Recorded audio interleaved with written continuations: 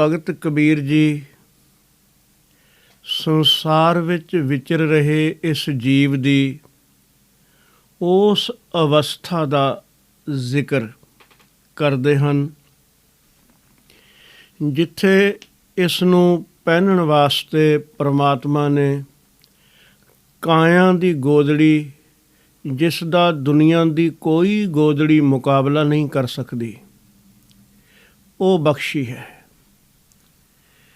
ਜੋਗੀ ਗੋਦੜੀ ਪਹਿਨਦੇ ਨੇ, ਕਬੀਰ ਜੀ ਨੇ ਬੜੇ ਪਿਆਰੇ ਪ੍ਰਤੀਕ ਚੁਣੇ। ਜੋਗੀ ਦਰਅਸਲ ਸੰਸਾਰ ਤੋਂ ਉਪਰਾਮ ਤੇ ਸਿਰਜਣਹਾਰ ਨਾਲ ਜੁੜੇ ਹੋਏ ਵਿਅਕਤੀ ਦਾ ਨਾਮ ਸੀ, ਜੋ ਪ੍ਰਭੂ ਨਾਲ ਜੁੜਿਆ ਹੈ, ਕਾਦਰ ਦੇ ਰੰਗ ਵਿੱਚ ਰੰਗਿਆ ਗਿਆ ਹੋਵੇ ਤੇ ਕੁਦਰਤ ਵਿੱਚ ਵਿਚਰਦਿਆਂ ਵੀ ਉਸ ਨੂੰ ਜੋਗ ਕਮਾਉਣ ਦੀ ਜਾਚ ਹੋਵੇ, ਨਿਰਲੇਪ ਰਹਿ ਸਕੇ। ਦਰਅਸਲ ਇਹ ਜੀਵ ਇੱਕ ਜੋਗੀ ਹੀ ਹੈ, ਜੇ ਇਸ ਨੂੰ ਜੀਵਨ ਦੀ ਜਾਚ ਆ ਜਾਏ। ਜੋਗੀਆਂ ਨੇ ਤਾਂ ਸਰੀਰ ਦੀ ਬਣਤਰ ਨੂੰ ਦੇਖ ਕੇ ਕਿ ਇਹ ਟਾਕੀਆਂ ਹੀ ਨੇ, ਸਾਰੇ ਅੰਗ ਮਾਲਕ ਨੇ ਜੋੜ ਦਿੱਤੇ ਨੇ ਬੜੀ ਜੁਗਤ ਨਾਲ। ਇਉਂ ਹੀ ਉਸਨੇ ਇਸ ਵਿਚਾਰ ਵਿੱਚੋਂ ਇੱਕ ਕਾਢ ਕੱਢ ਲਈ ਕਿ ਜਿਵੇਂ ਇਹ ਟਾਕੀਆਂ ਜੋੜੀਆਂ ਹੋਈਆਂ ਨੇ ਤੇ ਮਨੁੱਖ ਭੁੱਲ ਹੀ ਗਿਆ ਹੈ ਇਸ ਗੱਲ ਨੂੰ ਕਿ ਕਾਇਆ ਜੁੜੀਆਂ ਹੋਈਆਂ ਟਾਕੀਆਂ ਨੇ। ਇਸ ਨੂੰ ਯਾਦ ਰੱਖਣ ਵਾਸਤੇ ਕਿਉਂ ਨਾ ਇਸ ਦੇ ਉੱਪਰ ਜੋ ਪਹਿਰਾਵਾ ਮੈਂ ਪਹਿਨਣਾ ਹੈ ਉਹ ਵੀ ਟਾਕੀਆਂ ਜੋੜ ਜੋੜ ਕੇ ਖਿੰਥਾ ਸੀ ਲਵਾਂ। ਕਿਸੇ ਨੂੰ ਕੰਡੈਮ ਕਰਨ ਦੀ ਕੋਈ ਜ਼ਰੂਰਤ ਨਹੀਂ। ਜਿਸ ਵਿਅਕਤੀ ਦੇ ਮਨ ਅੰਦਰ ਇਹ ਪਹਿਲੇ ਖਿਆਲ ਆਇਆ ਹੋਵੇਗਾ, ਹੋ ਸਕਦਾ ਹੈ ਜਿਵੇਂ ਪਹਿਲੀ ਜਮਾਤ ਦੇ ਵਿਦਿਆਰਥੀ ਲਈ ਸਬਕ ਇਸ ਢੰਗ ਨਾਲ ਦੇਣਾ ਪੈਂਦਾ ਹੈ ਕਿ ਊੜਾ ਊਠ ਏ ਤੋਂ ਐਪਲ ਆਖਿਆ ਜਾਏ। ਨਹੀਂ ਸੁਰਤੀ ਟਿਕਦੀ ਹੋਵੇਗੀ ਇਸ ਗੱਲ ਵੱਲ ਤੇ ਬਾਹਰ ਦੀ ਗੋਦੜੀ ਦੇਖ ਕੇ ਖਿਆਲ ਅੰਦਰਲਾ ਆਉਂਦਾ ਰਹੇ ਕਿ ਜਿਸ ਕਾਇਆ ਦੇ ਅੰਦਰ ਮੈਂ ਬੈਠਾ ਹੋਇਆ ਹਾਂ, ਇਹ ਕਾਇਆ ਦੀ ਇੱਕ ਗੋਦੜੀ ਹੈ ਤੇ ਜੁੜੀਆਂ ਹੋਈਆਂ ਟਾਕੀਆਂ ਨੇ, ਕਦ ਟੰਕੇ ਟੁੱਟ ਜਾਣ ਪਤਾ ਨਹੀਂ। ਬੁਰਾਈ ਇਸ ਵਿੱਚ ਕੋਈ ਨਹੀਂ, ਲੇਕਿਨ ਤੁਸੀਂ ਹੈਰਾਨ ਹੋਵੋਗੇ ਕਿ ਫਿਰ ਆਦਮੀ ਦੀ ਬਿਰਤੀ ਜੇ ਨਾ ਬਦਲੇ ਤਾਂ ਉਹ ਭਾਵੇਂ ਸੰਸਾਰਕ ਬਾਜ਼ਾਰ ਦੇ ਫੈਸ਼ਨਾਂ ਦਾ ਦੀਵਾਨਾ ਹੋ ਜਾਏ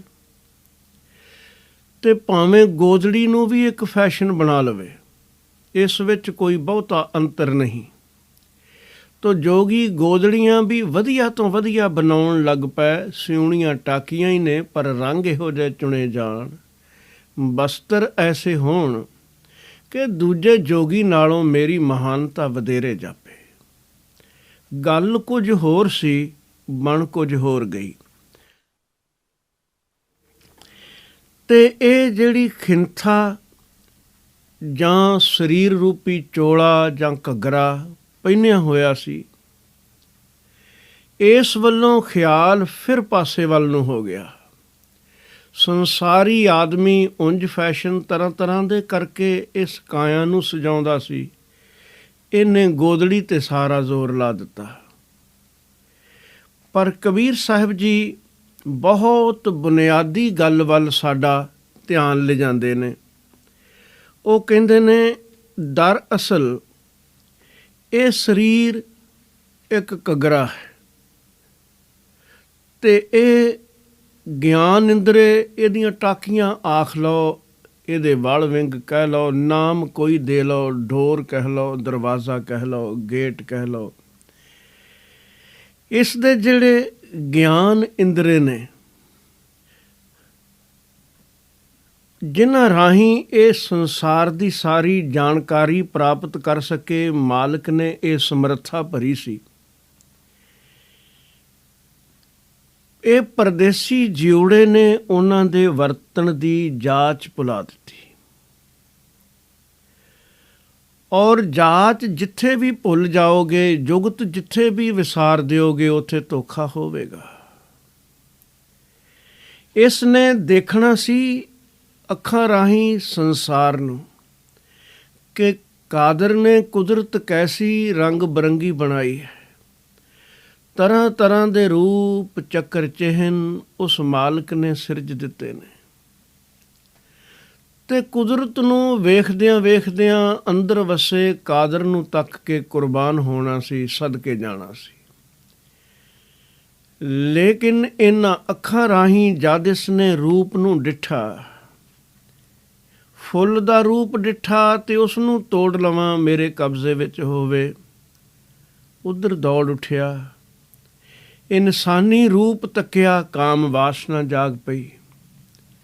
ਇੰਦਰੇ ਉਹੀ ਨੇ, ਅੱਖਾਂ ਦੇਖਣ ਵਾਸਤੇ ਹੀ ਮਾਲਕ ਨੇ ਦਿੱਤੀਆਂ, ਜਿਨ੍ਹਾਂ ਰਾਹੀਂ ਬਹੁਤ ਲਾਭ ਲਿਆ ਜਾ ਸਕਦਾ ਸੀ, ਉਹਨਾਂ ਰਾਹੀਂ ਹੀ ਇਹ ਪਰਦੇਸੀ ਜਿਉੜਾ ਨੁਕਸਾਨ ਦੇ ਰਾਹ ਵੱਲ ਤੁਰ ਪਿਆ। ਦੇਖੋ ਰੂਪ ਉਹੀ ਨੇ। ਭਗਤ ਜਦੋਂ ਕੁਦਰਤ ਨੂੰ ਦੇਖਦਾ ਹੈ ਤਾਂ ਉਹ ਕੁਝ ਹੋਰ ਆਖਦਾ ਹੈ। ਸਤਿਗੁਰੂ ਸ੍ਰੀ ਗੁਰੂ ਨਾਨਕ ਦੇਵ ਮਹਾਰਾਜ ਜੀ ਨੇ ਕੁਦਰਤ ਨੂੰ ਡਿੱਠਾ ਤੇ ਇਹ ਲਫ਼ਜ਼ ਕਿੰਨੀ ਪਰਮ ਸ਼ਾਂਤੀ ਸੀਤਲਤਾ ਵਿੱਚੋਂ ਉਹਨਾਂ ਉਚਾਰੇ ਹੋਣਗੇ, ਬਲਿਹਾਰੀ ਕੁਦਰਤ ਵਸਿਆ, ਤੇਰਾ ਅੰਤ ਨਾ ਜਾਈ ਲਖਿਆ।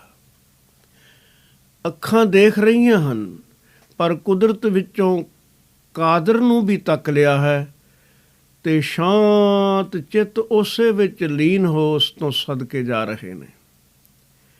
ਸੰਸਾਰ ਦੇ ਅੰਦਰ ਵਿਚਰਦਿਆਂ ਇਸੇ ਰੰਗ ਰੂਪ ਨੂੰ ਵਿਕਾਰੀ ਬੰਦਾ ਵੀ ਦੇਖਦਾ ਹੈ। ਤੇ ਅੱਜ ਬਕਵਾਸ ਦੇ ਇੰਨੇ ਗੀਤ ਤੁਹਾਨੂੰ ਮਿਲ ਜਾਣਗੇ ਜਿਹੜੇ ਰੂਪ ਦੇ ਸੰਬੰਧ ਵਿੱਚ ਹੋਣਗੇ। ਪ੍ਰੇਰਣਾ ਹੈ ਕਾਮ ਵਾਸਨਾ ਦੀ।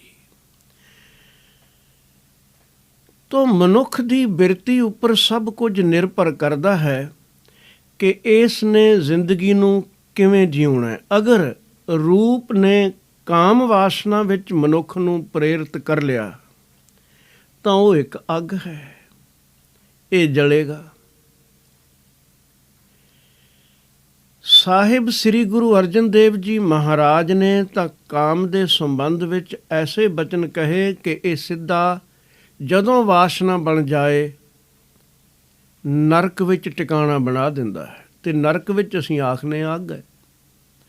ਹੇ ਕਾਮੰ ਨਰਕ ਬਿਸਰਾਮੰ ਬਹੁ ਜੋਨੀ ਪਰਮਾਵਣ। ਅਨੇਕ ਜੂਨੀਆਂ ਵਿੱਚ ਭਟਕਾਉਣ ਦੇ ਚੱਕਰ ਵਿੱਚ ਪਾ ਦਿੰਦਾ ਹੈ, ਚਿੱਤ ਨੂੰ ਹਿਰ ਲੈਂਦਾ ਹੈ ਤੇ ਪਹੁੰਚ ਬੜੀ ਦੂਰ ਦੂਰ ਤੱਕ ਹੈ ਇਸ ਦੀ। ਚਿੱਤ ਹਰਣੰ ਤ੍ਰੈ ਲੋਕ ਗਮਯੰ ਜਪ ਤਪ ਸੀਲ ਬਿਦਾਰਨ।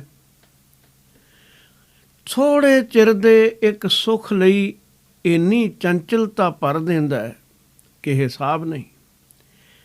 ਅਲਪ ਸੁੱਖ ਅਵਿਤ ਚੰਚਲ ਊਚ ਨੀਚ ਸਮਾਵਣ। ਤਬ ਭੈ ਬਿਮੁੰਚਿਤ ਸਾਧ ਸੰਗਮ ਓਟ ਨਾਨਕ ਨਾਰਾਇਣ। ਇਸ ਕਾਮ ਦੇ ਡਰ ਤੋਂ ਮੁਕਤ ਹੋਣ ਦਾ ਵਸੀਲਾ ਸਾਧ ਸੰਗਤ ਹੈ, ਨਾਰਾਇਣ ਨਾਲ ਜੁੜਨਾ ਹੈ। ਤੋ ਇਸ ਕਾਇਆ ਦੇ ਘੱਗਰੇ ਨੂੰ ਅੱਗ ਦੇਖੋ ਕਿੰਝ ਲੱਗੀ। ਖਾਸ ਕਰ ਇਹਨਾਂ ਸ਼ਲੋਕਾਂ ਦੇ ਸੰਬੰਧ ਵਿੱਚ ਮੈਂ ਹੋਰ ਵਿਸਥਾਰ ਵਿੱਚ ਜਾਣ ਤੋਂ ਪਹਿਲਾਂ ਸੰਗਤ ਨਾਲ ਇੱਕ ਗੱਲ ਸਾਂਝੀ ਕਰਨੀ ਚਾਹੁੰਦਾ। ਗੁਰਬਾਣੀ ਅਗਾਧ ਬੋਧ ਹੈ। ਜਿੰਨੀ ਗਹਿਰੀ ਕੋਈ ਟੁਬਕੀ ਲਾ ਲਵੇ ਓਨੇ ਮੋਤੀ ਚੁਗ ਲੈਂਦਾ ਹੈ, ਔਰ ਅੰਤ ਕੋਈ ਨਹੀਂ। ਇਸੇ ਲਈ ਜਦੋਂ ਸਤਿਗੁਰੂ ਸਾਹਿਬਾਨਾਂ ਭਗਤ ਜਨਾਂ ਦੇ ਬਚਨਾਂ ਦਾ, ਗੁਰਬਾਣੀ ਦਾ ਵਿਚਾਰ ਕੋਈ ਸਾਂਝਾ ਕਰਦਾ ਹੈ ਤਾਂ ਖਿਆਲ ਰੱਖਣਾ ਜਿੰਨੀ ਗਹਿਰਾਈ ਤੱਕ ਉਸ ਦੀ ਐਪਰੋਚ ਹੈ ਓਨੀ ਹੀ ਡੂੰਘੀ ਗੱਲ ਕਰ ਸਕਦਾ ਹੈ। ਇਸ ਲਈ ਕੋਈ ਦਾਅਵਾ ਨਹੀਂ ਕਿ ਜੋ ਵਿਚਾਰ ਮੈਂ ਆਪ ਨਾਲ ਸਾਂਝੀ ਕਰ ਰਿਹਾ ਹਾਂ ਉਹ ਪੂਰਨ ਗਹਿਰਾਈ ਦੀ ਹੋਵੇਗੀ।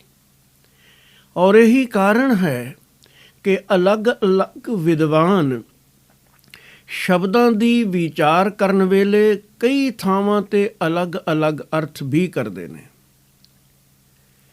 ਇਸੇ ਹੀ ਸ਼ਲੋਕ ਦੇ ਸੰਬੰਧ ਵਿੱਚ ਤੁਸੀਂ ਅੱਡ-ਅੱਡ ਟੀਕੇ ਪੜ੍ਹੋਗੇ, ਅੱਡ-ਅੱਡ ਵਿਚਾਰ ਮਿਲੇਗੀ। ਦਰਸ਼ਨ ਨਿਰਣੈ ਵਿੱਚ ਜ਼ਿਕਰ ਹੈ ਕਿ ਸਰੀਰ ਨੂੰ ਅੱਗ ਲੱਗ ਗਈ, ਇਹ ਸਰੀਰ ਜਲ ਕੇ ਕੋਲਾ ਹੋ ਗਿਆ, ਪਰ ਜੀਓ ਬਚ ਗਿਆ, ਉਸ ਨੂੰ ਕੋਈ ਆਂਚ ਨਾ ਆਈ। ਗੱਲ ਇਹ ਵੀ ਠੀਕ ਹੈ। ਪ੍ਰੋਫੈਸਰ ਸਾਹਿਬ ਸਿੰਘ ਜੀ ਮਹਾਨ ਵਿਦਵਾਨ ਹੋਏ ਨੇ ਟੀਕਾਕਾਰਾਂ ਵਿੱਚੋਂ। ਉਹਨਾਂ ਨੇ ਆਪਣੇ ਢੰਗ ਨਾਲ ਜ਼ਿਕਰ ਕੀਤਾ ਹੈ। ਫਰੀਦਕੋਟ ਵਾਲੇ ਟੀਕੇ ਵਿੱਚ ਆਪਣੇ ਢੰਗ ਨਾਲ ਅਰਥ ਲਿਖੇ ਗਏ ਹਨ। ਸਵਾਲ ਇੰਨਾ ਹੀ ਹੈ ਕਿ ਅਸੀਂ ਕੋਈ ਸਬਕ ਲੈ ਸਕੀਏ। ਦਾਅਵਾ ਕੋਈ ਨਹੀਂ ਕਿ ਪੂਰਨ ਟੁਬਕੀ ਕਿਸੇ ਮਨੁੱਖ ਦੀ ਵੀ ਲੱਗ ਸਕੀ ਹੋਵੇ। ਫਿਰ ਵੀ ਵਿਚਾਰ ਕਰਨ ਦਾ ਲਾਭ ਹੈ। ਜਿੰਨੀ ਗਹਿਰੀ ਟੁਬਕੀ ਲੱਗੇਗੀ ਓਨੇ ਮੋਤੀ ਸਹੀ। ਤੋ ਇਸ ਗੱਲ ਨੂੰ ਧਿਆਨ ਵਿੱਚ ਰੱਖ ਕੇ ਗੁਰਬਾਣੀ ਦੀ ਵਿਚਾਰ ਨਾਲ ਜੁੜਨਾ ਹੈ ਅਤੇ ਇਸ ਬਹਿਸ ਵਿੱਚ ਨਹੀਂ ਪੈਣਾ ਕਿ ਕਿਸ ਨੇ ਕੀ ਅਰਥ ਕੀਤੇ ਨੇ। ਸਭ ਨੂੰ ਮੁਬਾਰਕ। ਜਿੰਨੀ ਵਾਹਿਗੁਰੂ ਜੀ ਨੇ ਕਿਸੇ ਨੂੰ ਸਮਰੱਥਾ, ਸੋਚ, ਸਮਝ ਦਿੱਤੀ, ਬਖਸ਼ਿਸ਼ ਕੀਤੀ, ਉਸੇ ਦੇ ਮੁਤਾਬਕ ਹੀ ਕੋਈ ਅਰਥ ਕਰ ਸਕਦਾ ਹੈ। ਇਹ ਤਾਂ ਗੁਰਬਾਣੀ ਹੈ। ਸਾਧਾਰਣ ਕਵਿਤਾ ਦੇ ਸੰਬੰਧ ਵਿੱਚ ਮੈਨੂੰ ਇੱਕ ਗੱਲ ਯਾਦ ਆ ਰਹੀ ਹੈ। ਕੂਲਰਿਜ ਨਾਮ ਦਾ ਇੱਕ ਕਵੀ ਹੋਇਆ ਹੈ, ਅੰਗਰੇਜ਼ੀ ਦਾ, ਬੜਾ ਪ੍ਰਸਿੱਧ ਰਾਈਟਰ ਸੀ। ਇਸ ਦੀ ਜ਼ਿੰਦਗੀ ਵਿੱਚ ਹੀ ਇਸ ਦੀਆਂ ਲਿਖੀਆਂ ਹੋਈਆਂ ਕਵਿਤਾਵਾਂ ਸਟੂਡੈਂਟਸ ਨੂੰ ਸਿਲੇਬਸ ਵਿੱਚ ਲੱਗ ਜਾਂਦੀਆਂ ਸਨ।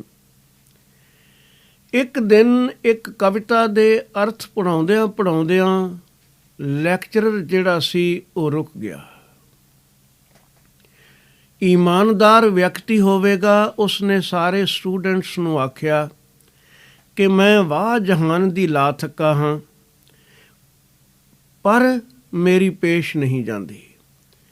ਮੈਂ ਸਧਾਰਨ ਅਰਥ ਲਫ਼ਜ਼ਾਂ ਦੇ ਕਰਨੇ ਹੋਣ, ਸਾਰੇ ਟੀਚਰ ਕਰਦੇ ਨੇ, ਮੈਂ ਵੀ ਆਸਾਨੀ ਨਾਲ ਤੁਹਾਨੂੰ ਕਰਕੇ ਦੱਸ ਸਕਦਾ ਹਾਂ, ਲੇਕਿਨ ਮੈਨੂੰ ਫਿਰ ਵੀ ਪ੍ਰਤੀਤ ਹੁੰਦਾ ਹੈ ਕਿ ਇਸ ਵਿੱਚ ਕੋਈ ਹੋਰ ਗਹਿਰਾਈ ਦੀ ਬਾਤ ਹੈ ਜਿੱਥੇ ਤੱਕ ਮੇਰੀ ਸੁਰਤ ਜਾ ਨਹੀਂ ਰਹੀ। ਇਸ ਲਈ ਮੈਨੂੰ ਖਿਮਾ ਕਰਨਾ। ਕੂਲਰਿਜ ਅਜੇ ਜਿੰਦਾ ਹੈ। ਮੈਂ ਉਸ ਨੂੰ ਮਿਲਣਾ ਚਾਹੁੰਦਾ ਅਤੇ ਉਸ ਨੂੰ ਮਿਲ ਕੇ ਉਸੇ ਪਾਸੋਂ ਕਿਉਂ ਨਾ ਇਸ ਕਵਿਤਾ ਦੇ ਅਰਥ ਚੰਗੀ ਤਰ੍ਹਾਂ ਸਮਝ ਲਵਾਂ ਅਤੇ ਫਿਰ ਤੁਹਾਡੇ ਤੱਕ ਪਹੁੰਚਾਵਾਂ। ਬੜੀ ਈਮਾਨਦਾਰੀ ਦੀ ਬਾਤ ਸੀ। ਆਮ ਤੌਰ 'ਤੇ ਜੋ ਵਿਦਵਾਨ ਸਦਵਾਉਣ ਲੱਗ ਪੈਂਦਾ ਹੈ ਉਸ ਨੂੰ ਬੜੀ ਤਕਲੀਫ ਹੁੰਦੀ ਏ ਇਹ ਗੱਲ ਤਸਲੀਮ ਕਰਦਿਆਂ ਕਿ ਮੈਨੂੰ ਪਤਾ ਨਹੀਂ। ਪਰ ਜਿਸ ਦੇ ਅੰਦਰ ਕੋਈ ਰਸ ਹੋਵੇ ਉਹ ਜ਼ਰੂਰ ਮੰਨ ਲਏਗਾ ਕਿ ਮੈਂ ਸਰਬ ਗਿਆਤਾ ਥੋੜ੍ਹੀ ਹਾਂ। ਉਹ ਅਗਲੀ ਪ੍ਰਭਾਤੇ ਸਵੇਰੇ ਕੂਲਰਿਜ ਦੇ ਪਾਸ ਚਲਾ ਗਿਆ। ਕੂਲਰਿਜ ਉਸ ਵੇਲੇ ਆਪਣੇ ਬਗੀਚੇ ਵਿੱਚ ਫੁੱਲਾਂ ਨੂੰ ਪਾਣੀ ਦੇ ਰਿਹਾ ਸੀ। ਆਰਟਿਸਟਿਕ ਵਿਚਾਰ ਵਾਲੇ ਲੋਕ ਅਕਸਰ ਬਗੀਚਿਆਂ ਨਾਲ ਬੜਾ ਪਿਆਰ ਕਰਦੇ ਨੇ। ਉਹ ਕੁਦਰਤ ਦੇ ਨੇੜੇ ਰਹਿਣਾ ਜਾਣਦੇ ਨੇ। ਇਹ ਅਧਿਆਪਕ ਪਹੁੰਚ ਗਿਆ, ਮਿਲਿਆ।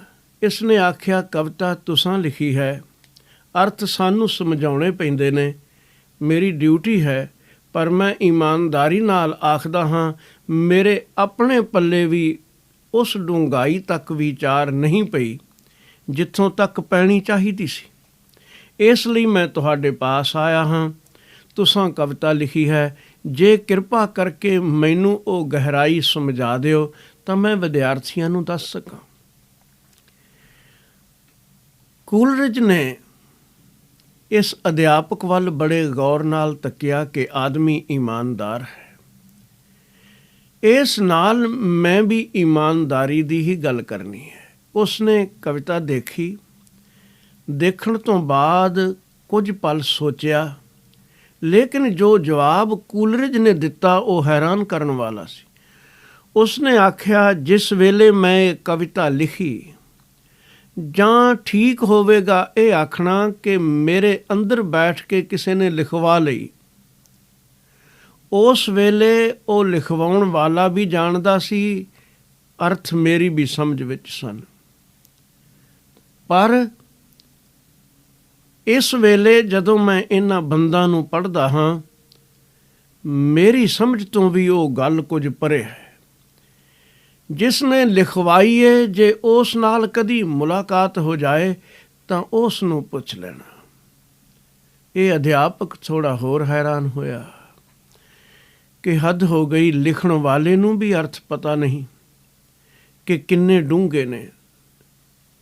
ਉਸ ਨੇ ਆਖਿਆ, ਕੋਈ ਹਰਜਾ ਨਹੀਂ, ਮੈਂ ਤੁਹਾਡੀ ਇਮਾਨਦਾਰੀ ਦੀ ਕਦਰ ਕਰਦਾ ਹਾਂ ਕਿ ਤੁਸਾਂ ਜੋ ਅੰਦਰਲੀ ਗੱਲ ਸੀ ਸੱਚ ਦੱਸ ਦਿੱਤੀ ਹੈ। ਤੁਸੀਂ ਮੈਨੂੰ ਉਸ ਦਾ ਪਤਾ ਦੇ ਦਿਓ, ਐਡਰੈਸ ਦੇ ਦਿਓ। ਜਿਸ ਨੇ ਤੁਹਾਡੇ ਪਾਸੋਂ ਇਹ ਲਿਖਵਾਈ ਹੈ ਕਵਿਤਾ, ਮੈਂ ਉਸ ਦਾ ਦਰਵਾਜ਼ਾ ਜਾ ਖੜਕਾਉਂਦਾ। ਜੋ ਕੂਲਰਿਜ ਨੇ ਆਖਿਆ ਉਹ ਬੜਾ ਕੀਮਤੀ ਸੀ। ਉਸ ਨੇ ਆਖਿਆ, ਮਿੱਤਰਾ, ਭਗਵਾਨ ਹੀ ਅੰਦਰ ਬੈਠ ਕੇ ਕੁਝ ਲਿਖਵਾ ਗਿਆ ਹੈ। ਜੇ ਕਦੀ ਉਸ ਨਾਲ ਮੁਲਾਕਾਤ ਹੋ ਜਾਏ ਤਾਂ ਇਸ ਦੇ ਅਰਥ ਸਮਝ ਲਵੀਂ। ਇਸ ਘਟਨਾ ਦੇ ਪਿੱਛੇ ਬੜੇ ਅਰਥ ਨੇ। ਕੂਲਰਿਜ ਵਰਗੇ ਕਵੀ ਦੀ ਕਵਿਤਾ ਵੀ ਲਿਖਣ ਵਾਲਾ ਕੂਲਰਿਜ ਖੁਦ ਉਸ ਗਹਿਰਾਈ ਤੱਕ ਨਹੀਂ ਜਾ ਸਕਿਆ ਜਿਹੜੀ ਸੁਰਤ ਕਿਸੇ ਵੇਲੇ ਲਿਖਵਾ ਗਈ ਸੀ, ਤੇ ਸੁਰਤ ਵਿੱਚ ਵਸੀ ਕੋਈ ਸ਼ਕਤੀ। ਭਗਤਾਂ ਦੇ ਗੁਰੂ ਸਾਹਿਬਾਨਾਂ ਦੇ ਬਚਨ ਕੂਲਰਿਜ ਤੋਂ ਕਿਤੇ ਅਗਾਂਹ ਦੇ ਹਨ। ਮਨੁੱਖ ਦੀ ਅਰਥ ਕਰਨ ਵਾਲੇ ਦੀ ਐਪਰੋਚ ਆਪਣੀ ਆਪਣੀ ਹੈ। ਜਿੰਨੀ ਕੁ ਕੋਈ ਗਹਿਰਾਈ ਤੱਕ ਜਾ ਸਕੇ ਓਨੇ ਮੋਤੀ ਚੁਗ ਲਵੇ। ਭਾਈ ਸਾਹਿਬ ਭਾਈ ਗੁਰਦਾਸ ਜੀ ਨੇ ਆਖਿਆ ਹੈ, ਤੈਸੇ ਗੁਰਬਾਣੀ ਵਿਖੈ ਸਕਲ ਪਦਾਰਥ ਹੈ, ਜੋਈ ਜੋਈ ਖੋਜੈ ਸੋਈ ਸੋਈ ਨਿਪਜਾਵਈ। ਜੋ ਵਾਹਿਗੁਰੂ ਜੀ ਨੇ ਦਾਸ ਨੂੰ ਫੁਰਨਾ ਦਿੱਤਾ ਹੈ, ਉਸ ਦੇ ਮੁਤਾਬਿਕ ਜਿੰਨੀ ਟੁਬਕੀ ਲੱਗ ਸਕੀ ਮੈਂ ਆਪ ਨਾਲ ਸਾਂਝੀ ਕਰ ਰਿਹਾ। ਇਹ ਜਿਉੜਾ ਹੈ ਇੱਕ ਪਰਦੇਸੀ। ਇਹ ਦੇਸ਼ ਇਸ ਦਾ ਦੇਸ਼ ਨਹੀਂ। ਔਰ ਖਿਆਲ ਰਹੇ, ਜਦੋਂ ਅਸੀਂ ਇਸ ਦੇਸ਼ ਤੇ ਪਰਦੇਸ ਦੀ ਗੱਲ ਕਰਦੇ ਹਾਂ ਤਾਂ ਐਸਾ ਵੀ ਨਹੀਂ ਸੋਚਣ ਦੀ ਜ਼ਰੂਰਤ ਕਿ ਇਹ ਜਿਉੜਾ ਕਿਸੇ ਹੋਰ ਪਲੈਨਟ ਤੋਂ ਆਇਆ ਹੈ, ਕਿ ਭਗਵਾਨ ਕਿਤੇ ਹੋਰ ਰਹਿੰਦਾ ਹੈ ਜਿੱਥੋਂ ਉਸਨੇ ਭੇਜ ਦਿੱਤਾ ਹੈ। ਇਹ ਅਵਸਥਾਵਾਂ ਨੇ। ਬਿਲਕੁਲ ਟਿਕਾ ਵਿੱਚ ਟਿਕ ਜਾਏ ਤਾਂ ਇਹ ਨਿਰੰਕਾਰ ਵਿੱਚ ਅਪੇਦ ਹੈ। ਕਾਇਆ ਦੀ ਗੋਦੜੀ ਪਹਿਨ ਕੇ ਵਿਚਰ ਰਿਹਾ ਹੈ। ਇਹ ਕਿਸ ਨੂੰ ਸਮਾਂ ਮਿਲਿਆ ਆਕਾਰ ਵਿੱਚ ਵਿਚਰਨ ਦਾ। ਔਰ ਇਸ ਘੱਗਰੇ ਨੂੰ ਚੌਹਾਂ ਦਿਸ਼ਾਵਾਂ ਤੋਂ ਅੱਗ ਲੱਗੀ ਹੋਈ ਹੈ। ਅੱਗ ਹੈ ਵਿਕਾਰਾਂ ਦੀ। ਕਾਮ ਰੂਪ ਇਸ ਨੇ ਤੱਕਿਆ ਸੀ, ਉਸ ਵਿੱਚ ਵੀ ਕਾਦਰ ਹੀ ਬੈਠਾ ਹੋਇਆ, ਲੇਕਿਨ ਇਸ ਦੇ ਅੰਦਰ ਕਾਮ ਵਾਸਨਾ ਆ ਗਈ।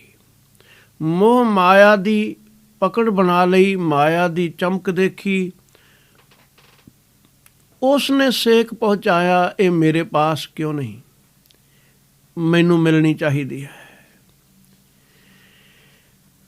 ਜੇ ਕਿਧਰੇ ਕੋਈ ਵਿਅਕਤੀ ਦੀ ਮੁਲਾਕਾਤ ਵਿੱਚ ਕੋਈ ਲਫ਼ਜ਼ ਵੀ ਚੁਭਵਾਂ ਲੱਗਾ ਜਾਂ ਜੋ ਚਾਹਿਆ ਉਹ ਪ੍ਰਾਪਤ ਨਾ ਹੋਇਆ, ਕੋਈ ਹੋਰ ਕਰ ਗਿਆ, ਈਰਖਾ ਖੜੀ ਹੋ ਗਈ, ਕ੍ਰੋਧ ਜਾਗ ਪਿਆ, ਮਨ ਦੀਆਂ ਮਰਜ਼ੀਆਂ ਨਾ ਪੂਰੀਆਂ ਹੋਈਆਂ।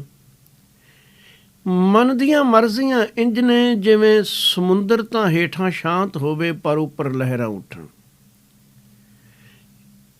ਇਹ ਲਹਿਰ ਫਿਰ ਐਸੀ ਉੱਠੀ ਕ੍ਰੋਧ ਬਣ ਗਈ। ਇਹ ਵੀ ਇੱਕ ਅੱਗ। ਕ੍ਰੋਧ ਤਾਂ ਨਿਰੀ ਅੱਗ ਹੈ। ਕ੍ਰੋਧ ਵਿੱਚ ਭਰੇ ਹੋਏ ਇਨਸਾਨ ਨੂੰ ਲੱਗੀ ਹੋਈ ਅੱਗ ਦਾ ਰੂਪ ਦੇਖ ਕੇ ਉਸ 'ਤੇ ਦਇਆ ਕਰਨੀ ਚਾਹੀਦੀ ਹੈ। ਨਾਰਾਜ਼ ਹੋਣ ਦੀ ਕੋਈ ਜ਼ਰੂਰਤ ਨਹੀਂ, ਕਿਉਂਕਿ ਅੱਗ ਦਾ ਸੁਭਾਅ ਹੈ ਜਿਸ ਵਿੱਚੋਂ ਪੈਦਾ ਹੋਈ ਉਸ ਨੂੰ ਸਾੜਨਾ। ਇਹ ਸਰੀਰ ਦਾ ਵੀ ਸਤਿਆਨਾਸ਼ ਕਰਦੀ ਹੈ, ਮਨੁੱਖ ਦੀਆਂ ਸੋਚਾਂ ਨੂੰ ਵੀ ਬਰਬਾਦ ਕਰਦੀ ਹੈ। ਕ੍ਰੋਧ ਵਿੱਚ ਆਦਮੀ ਉਹ ਕੁਝ ਕਰ ਗੁਜ਼ਰਦਾ ਹੈ ਜਿਸ ਲਈ ਪਲਾਂ ਵਿੱਚ ਕੀਤੇ ਗਲਤ ਕੰਮ ਕਾਰਨ ਸਾਰੀ ਜ਼ਿੰਦਗੀ ਪਛਤਾਉਂਦਾ ਹੈ। ਹੇ ਕਲ ਮੂਲ ਕ੍ਰੋਧੰ ਕਦੰਚ ਕਰੁਣਾ ਨਾ ਉਪਰਜਤੇ। ਕ੍ਰੋਧ ਵਿੱਚ ਕਰੁਣਾ ਦਾ, ਦਇਆ ਦਾ ਤਾਂ ਕੋਈ ਸਵਾਲ ਹੀ ਨਹੀਂ। ਜਿਹੜਾ ਇਹਦੇ ਵੱਸ ਵਿੱਚ ਆ ਗਿਆ ਕ੍ਰੋਧ ਦੇ, ਬਿਖਯੰਤ ਜੀਵੰ ਵਸਯੰ ਕ੍ਰੋਧ। ਨਿਰਤੰ ਕ੍ਰੋਧ ਜਥਾ ਮਰਕਟ ਹੈ। ਬਾਂਦਰ ਵਾਂਗੂ ਨੱਚਦਾ ਫਿਰਦਾ ਹੈ, ਵਿਕਾਰਾਂ ਵਿੱਚ ਪੈਂਦਾ ਹੈ। ਇਉਂ ਹੀ ਲੋਭ ਹੈ, ਇਉਂ ਹੀ ਅਹੰਕਾਰ ਹੈ, ਇਉਂ ਹੀ ਮੋਹ ਹੈ। ਸਤਿਗੁਰੂ ਜੀ ਨੇ ਇੱਕ ਹੋਰ ਗਿਣਤੀ ਵੀ ਲਿਖੀ। ਹੰਸ ਹੇਤ ਲੋਭ ਕੋਪ ਚਾਰੇ ਨਦੀਆਂ ਅਗ। ਪਵਹਿ ਦੱਜਹਿ ਨਾਨਕਾ ਤਰੀਐ ਕਰਮੀ ਲਗ। ਜੋ ਇਸ ਵਿੱਚ ਪਏ ਸੜਨਗੇ ਤਾਂ ਸਹੀ। ਕਬੀਰ ਜੀ ਕਹਿੰਦੇ ਨੇ ਪਰ ਇਹ ਅੱਗ ਜਿਹੜੀ ਹੈ, ਇਹ ਹੈ ਘੱਗਰੇ ਨੂੰ ਲੱਗੀ ਹੋਈ, ਸਰੀਰ ਨੂੰ। ਸਰੀਰ ਨੂੰ ਲੱਗੀ ਅੱਗ ਤੋਂ ਵਿਸ਼ੇਸ਼ ਭਾਵ ਹੈ। ਇੰਦਰੇ ਮਾਲਕ ਨੇ ਦਿੱਤੇ ਤਾਂ ਬੜੀ ਕਿਰਪਾ ਕਰਕੇ। ਆਪਾਂ ਅੱਖਾਂ ਦਾ ਜ਼ਿਕਰ ਕਰ ਰਹੇ ਸਾਂ।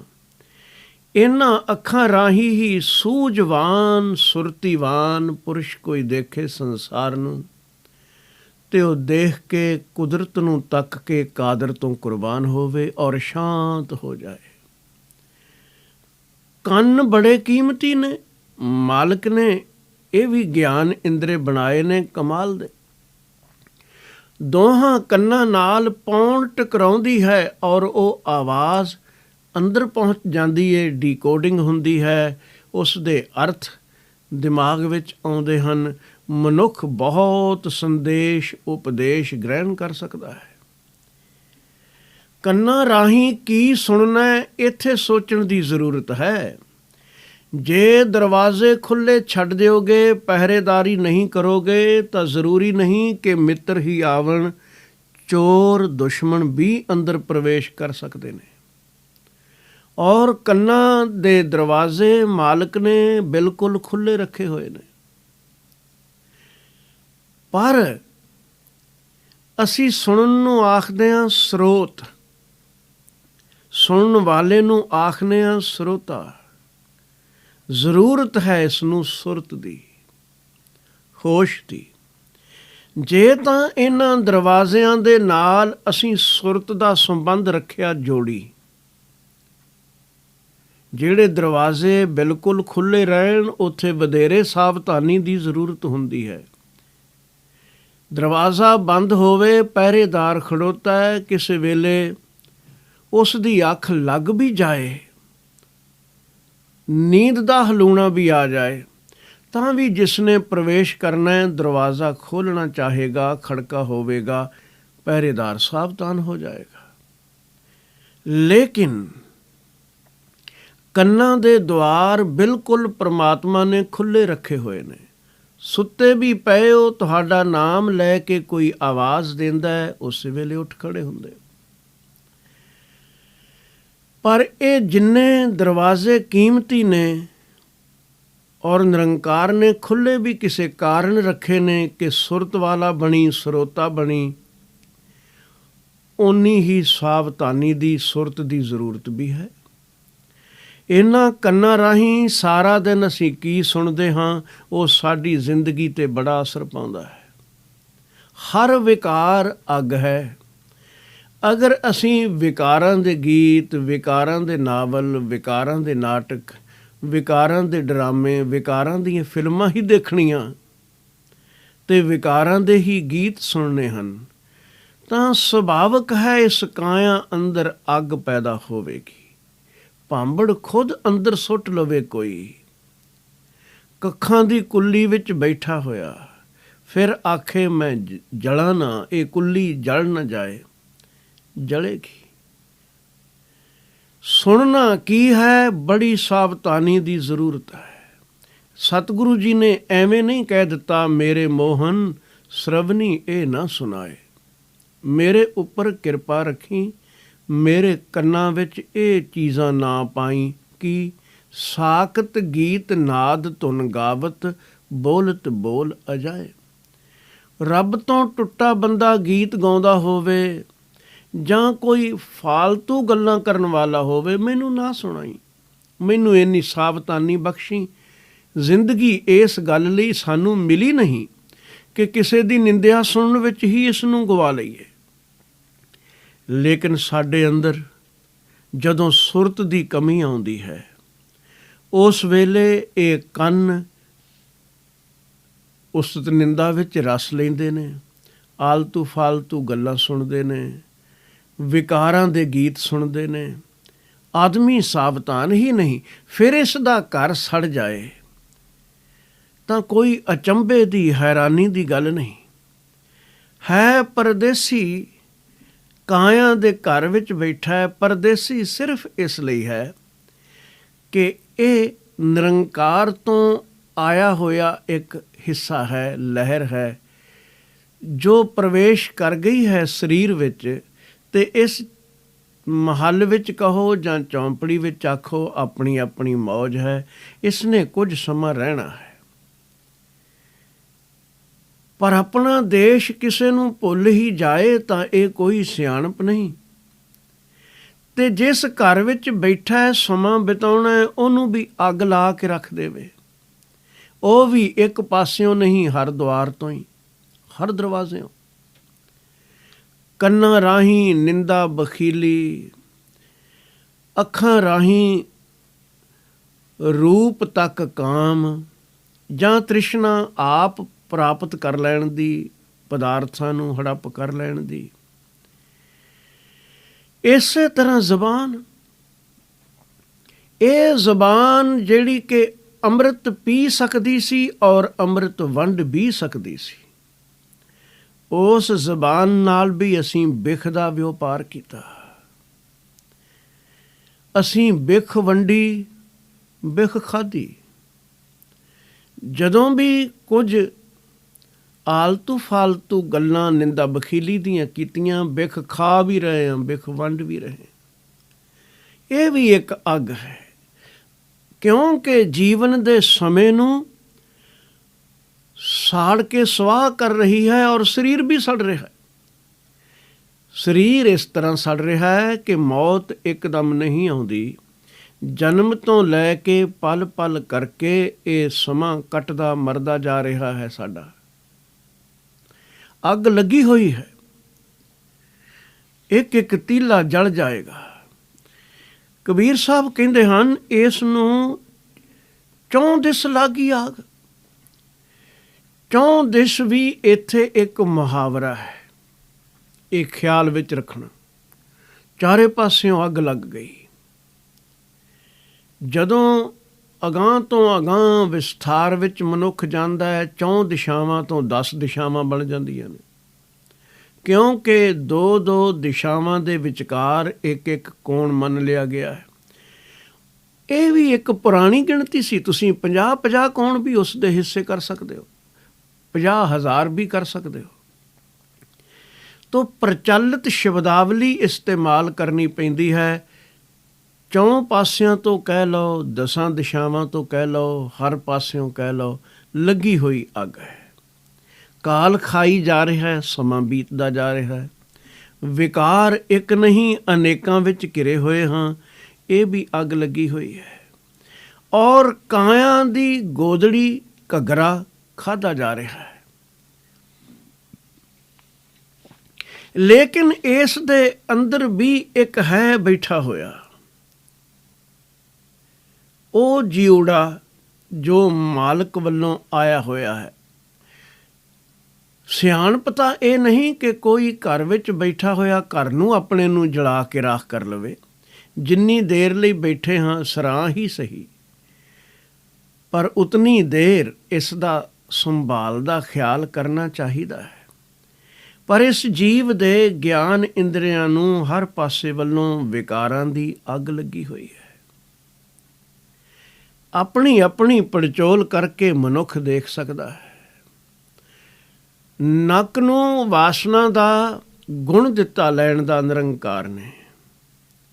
ਬੜੀ ਕੀਮਤੀ ਬਾਤ ਹੈ, ਇਹ ਕੀਮਤੀ ਗੱਲ ਹੈ ਕਿ ਨੱਕ ਨੂੰ ਵਾਸਨਾ ਮਿਲ ਜਾਏ ਤਾਂ ਇਸ ਨੂੰ ਖਬਰ ਲੱਗ ਜਾਂਦੀ ਏ ਇੱਥੇ ਕੁਝ ਗੰਦਗੀ ਦੇ ਢੇਰ ਹੋਣਗੇ।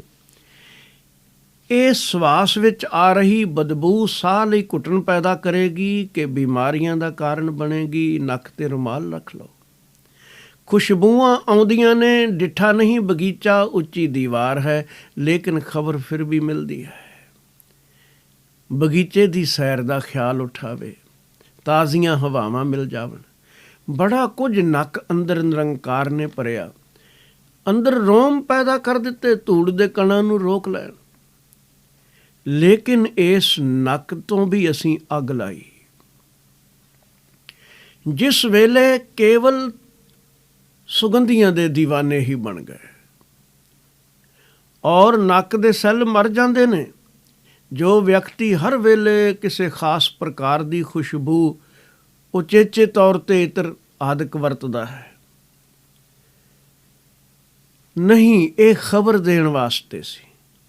ਦੀਵਾਨਗੀ ਆ ਗਈ ਤੇ ਅੱਗ ਤੂੰ ਲਾ ਬੈਠਾ, ਦੀਵਾਨਾ ਹੋ ਗਿਆ।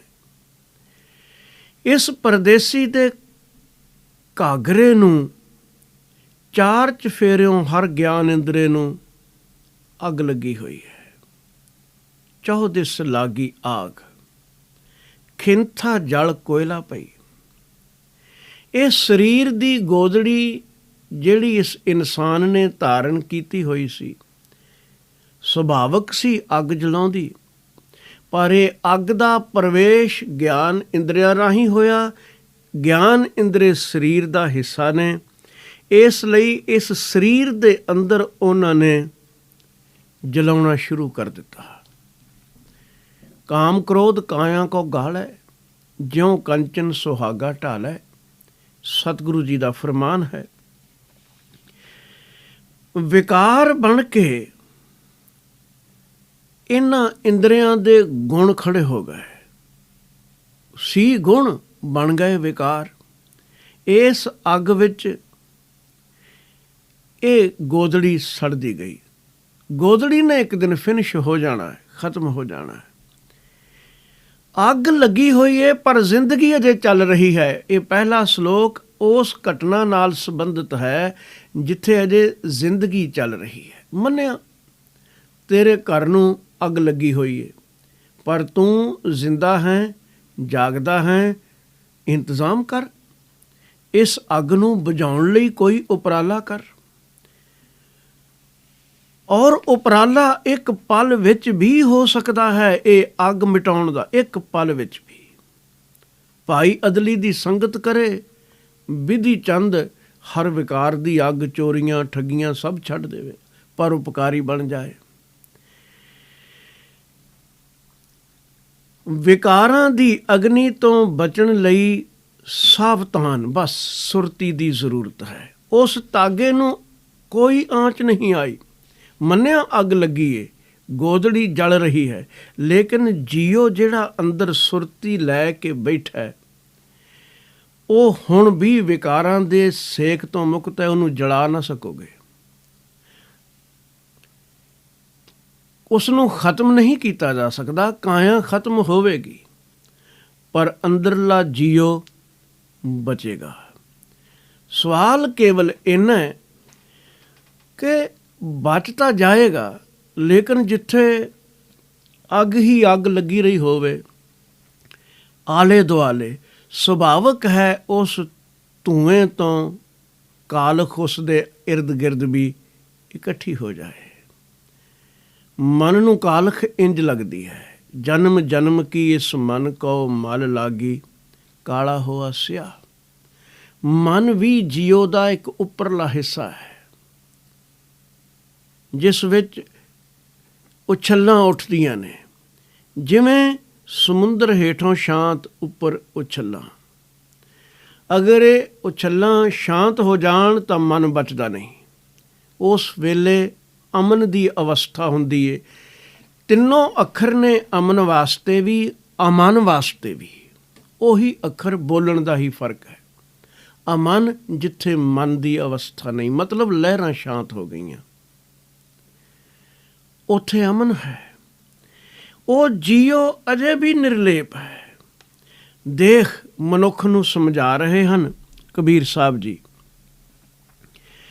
ਕਿ ਸੁਰਤ ਹੁਣ ਸੰਸਾਰ ਤੋਂ ਸੰਸਾਰ ਵਿੱਚ ਵਸੇ ਸਿਰਜਣਹਾਰ ਨਾਲ ਜੋੜ ਲੈ।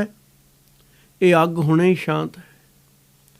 ਪਲ ਵਿੱਚ ਜੀਵਨ ਬਦਲ ਜਾਂਦਾ ਹੈ। ਇੱਕ ਘਟਨਾ ਮਨੁੱਖ ਦੀ ਜ਼ਿੰਦਗੀ ਨੂੰ ਚੋਰ ਤੋਂ ਸੰਤ ਬਣਾ ਸਕਦੀ ਹੈ। ਸਵਾਲ ਕੇਵਲ ਸੁਰਤ ਦਾ ਹੈ। ਬੁੱਲਾ ਰੱਬ ਦਾ ਕੀ ਪਾਉਣਾ, ਇੱਧਰੋਂ ਪੁੱਟਣਾ ਉੱਧਰ ਲਾਉਣਾ। ਮੈਂ ਬੁੱਲੇ ਨਾਲ ਸਹਿਮਤ ਹਾਂ, ਲੇਕਿਨ ਕੁਝ ਵਾਧਾ ਕਰਨਾ ਚਾਹੁੰਦਾ। ਪੁੱਟਣ ਦੀ ਵੀ ਜ਼ਰੂਰਤ ਨਹੀਂ। ਪੁੱਟਣ ਦਾ ਤਾਂ ਮਤਲਬ ਹੁੰਦਾ ਹੈ ਕਿ ਉਸ ਨਾਲੋਂ ਟੋਟਲੀ ਨਿਖੇੜ ਦੇਣਾ। ਜ਼ਮੀਨ ਵਿੱਚ ਗੰਢੇ ਬੀਜੇ ਨੇ, ਇੱਕ ਗੰਢਾ ਪੁੱਟ ਲਿਆ। ਕਹਿੰਦੇ ਨੇ ਜੇ ਗੰਢੇ ਉਸ ਵੇਲੇ ਪੁੱਟ ਰਿਹਾ ਸੀ ਬੁੱਲਾ, ਜਦ ਕਿਸੇ ਨੇ ਪੁੱਛਿਆ ਕਿ ਰੱਬ ਨਾਲ ਕਿਵੇਂ ਜੁੜਿਆ ਜਾਏ, ਪਨੀਰੀ ਪੁੱਟ ਕੇ ਦੂਜੇ ਪਾਸੇ ਲਾ ਰਿਹਾ ਸੀ। ਉਹਨੇ ਆਖਿਆ ਰੱਬ ਦਾ ਕੀ ਪਾਉਣਾ, ਇੱਧਰੋਂ ਪੁੱਟਣਾ ਉੱਧਰ ਲਾਉਣਾ। ਗੱਲ ਤਾਂ ਸਬਕ ਦੇਣ ਵਾਲੀ ਸੀ, ਲੇਕਿਨ ਇੱਕ ਪਿਆਜ਼ ਨੂੰ ਵੀ ਜਿੱਥੋਂ ਪੁੱਟਿਆ ਜਾਂਦਾ ਹੈ ਉਸ ਨਾਲੋਂ ਸੰਬੰਧ ਉਸਦਾ ਟੁੱਟਦਾ, ਦੂਜੇ ਪਾਸੇ ਤੁਸੀਂ ਲਾ ਲਓਗੇ।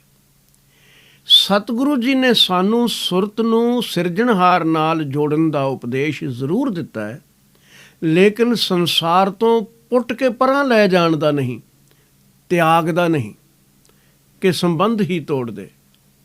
ਨਹੀਂ, ਸੁਰਤੀ ਕੋਈ ਬਾਹਰ ਦੀ ਸਬਜ਼ੀ ਥੋੜ੍ਹੀ ਹੈ। ਸੰਸਾਰ ਵਿੱਚ ਰਹੋ ਪਰ ਸਿਰਜਣਹਾਰ ਦਾ ਖਿਆਲ ਨਾ ਤੈਨੂੰ ਭੁੱਲੇ। ਸੁਰਤ ਉੱਥੇ ਰਹੇ ਸਿਰਜਣਹਾਰ ਵੱਲ, ਫਿਰ ਇਹ ਕੁਦਰਤ ਵੀ ਪਿਆਰੀ ਲੱਗਣ ਲੱਗ ਪਵੇਗੀ। ਉਸ ਧਾਗੇ ਨੂੰ ਨਿਰੰਕਾਰ ਨੇ ਅਜੇ ਵੀ ਬਚਾ ਰੱਖਿਆ ਹੈ, ਔਰ ਦੇਖਣ ਵਿੱਚ ਆਇਆ ਹੈ, ਇਤਿਹਾਸ ਦੇ ਪੰਨੇ ਭਰੇ ਪਏ ਨੇ ਕਿ ਮਨੁੱਖ ਜਿਹੜੇ ਅਤ ਵਿਕਾਰੀ ਸਨ, ਜਿਸ ਵੇਲੇ ਸੁਰਤ ਸੰਭਾਲੀ ਸਿਰਜਣਹਾਰ ਵੱਲ ਜੁੜਦਿਆਂ ਦੇਰ ਨਾ ਲੱਗੀ। ਸੇਵਾ ਪੰਥੀ ਸੰਤ ਬਾਬਾ ਸਵਾਇਆ ਸਿੰਘ ਜੀ ਹੋਏ ਨੇ, ਅੰਮ੍ਰਿਤਸਰ ਵਿਖੇ ਰਿਹਾ ਕਰਦੇ ਸਨ। ਛਬੀਲਾਂ ਲਾਉਣੀਆਂ, ਸੇਵਾ ਕਰਨੀ, ਪਰਉਪਕਾਰੀ ਜੀਉੜੇ, ਅਤੇ ਹਰ ਸਾਲ ਯਾਤਰਾ ਲੈ ਕੇ ਨਨਕਾਣਾ ਸਾਹਿਬ ਜਾਣਾ, ਗੱਡਾ ਲੈ ਕੇ ਜਾਣਾ, ਭਾਂਡੇ ਨਾਲ ਰੱਖ ਲੈਣੇ। ਗੱਡੇ ਹੋਰ ਵੀ ਹੋਣੇ। ਰਸਤੇ ਵਿੱਚ ਕੋਈ ਹੋਰ ਯਾਤਰਾ ਕਰਨ ਵਾਲਾ, ਨਨਕਾਣਾ ਸਾਹਿਬ ਨੂੰ ਜਾਣ ਵਾਲਾ ਮਿਲ ਗਿਆ, ਉਸ ਸਾਧੂ ਨੇ ਵੀ ਆਪਣਾ ਸਮਾਨ ਸੰਤਾਂ ਦੇ ਗੱਡੇ 'ਤੇ ਰੱਖ ਦੇਣਾ, ਆਸਾਨੀ ਹੋ ਜਾਣੀ। ਜਿੱਥੇ ਰੁਕਣਾ ਉੱਥੇ ਛਬੀਲ ਜ਼ਰੂਰ ਲਾਉਣੀ। ਅਤੇ ਨਨਕਾਣਾ ਸਾਹਿਬ ਦੀ ਯਾਤਰਾ ਤੋਂ ਵਾਪਸ ਆ ਰਹੇ ਸਨ ਕਿ ਰਸਤੇ ਵਿੱਚ ਰੁਕੇ ਮਾਨਾਵਾਲਾ।